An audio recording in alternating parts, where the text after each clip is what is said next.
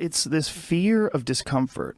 People have this extreme feeling in their mind when it comes to their associations with exercise. They want to avoid discomfort. They feel like any type of exercise is just like something to be avoided. That's not for me. Fuck that. I don't want to sweat. I don't want to strain.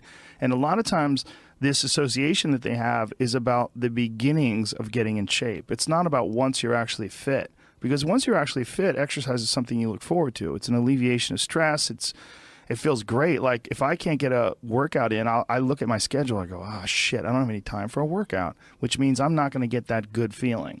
And so instead of looking at it like, oh, I've got to go grunt and sweat, I'm thinking I'm not going to feel good. I'm not going to feel relaxed. I'm not going to feel carefree. And I'm not going to feel even appreciative. Like my appreciation of things, and it gets enhanced greatly after exercise. I just feel better. I feel like I can take things in for what they are rather than, you know, whatever sensory data that I'm getting from any event is just one more distraction that gets in my way. And you know, that's a lot of times how I look at things if I'm overstressed or if I'm working too much. Like our bodies, for whatever reason, most people, their associations are to avoid anything that's uncomfortable. But it's so illogical because when you look at comfort and you look at success and progress and the feelings of accomplishment and of getting past certain hurdles in terms of like how you feel about life, a lot of those are connected to discomfort. Like discomfort is your friend. It really is. Like discomfort and not being happy and content with certain situations in life or certain feelings in life, they're massive motivators, and they're amazing at facilitating change. And yet our instinct is to avoid those and just sit on the couch and watch some fucking reality show about dudes who make moonshine with our jaw open like ugh. It's bizarre. And for me at least, when I get like really disciplined and really I get really consistent with my workouts, one of the things that I almost feel momentum. I feel like there's like a push behind me, like, all right, like after I get out of the gym, I have a really good workout. I'm like, yeah, now I'm doing it. I'm doing it all the time now. And I'm looking forward to the next time. And it makes that resistance much weaker, and it makes my motivation and my discipline much stronger.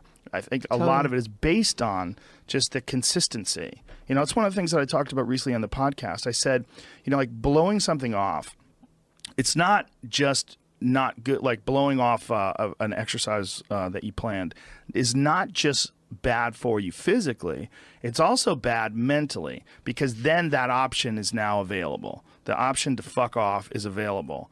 And you did it before, and you're probably going to do it again, and you'll get mediocre results, not just in that aspect of your life, but maybe in all aspects of your life. Because I think that option to fuck off, when you embrace it, that is a pathway that you might choose when it comes to dealing with conflict in your personal life, dealing with business decisions, dealing with career decisions, like an uncomfortable decision that you might be faced with, where maybe you need to make a change as far as like what your pathway is in life, but you don't do it, and instead you fuck off.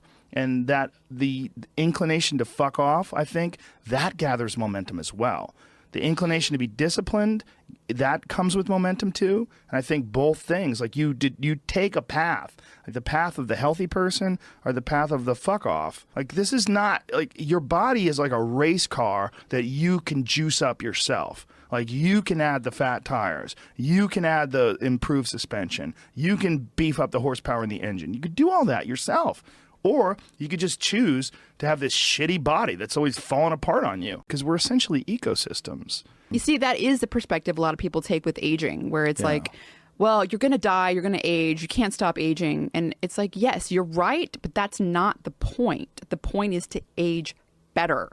Like, that's the point. The point is to increase your health span, you know, and that is, we know is possible. Like that can, there's some of these like centenarians and super centenarians I've seen that are like, you know, over 100 years old, and they're like riding bikes and racing, and it's like, they're old. They are very old. But they're experiencing a very good quality of life. Yeah. And they're experiencing a quality of life that these other people that don't exercise feel. They physically feel their own body diminishing. and they just feel it's inevitable. It is what it is. You're wasting your time. You're out there running around. But no, we're not, because this experience right now, it's not like no one's under the illusion that you're going to live forever, but you are enhancing the experience that you're currently involved in right now. And you are alive. Right. You are alive. You do experience this life. But do you experience this life optimally? Is it as enjoyable as it can be? And we all know that there's a spectrum for that enjoyability. Like, we've all had times in our life where it's not been so great. And then times in our life where everything came together and like, what a fucking great day. Woo! Like, make more of those. Like, you can make more of those. And then the whole thing's better. And I think when that whole thing is better, it affects everybody you touch, everybody that's around you, everybody you come in contact with, and that in turn, I mean, it sounds so grandiose, but in turn can affect the entire race of human beings.